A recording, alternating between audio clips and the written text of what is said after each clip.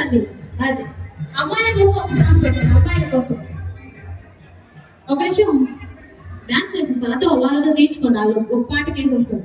అదో అక్క వాళ్ళకి నించను ప్లే మంచి సాంగ్ అవుతుంది. ఫ్రంట్కి రండి. అందక ఏమో పెళ్లికి రెడీ అయిపోయారు.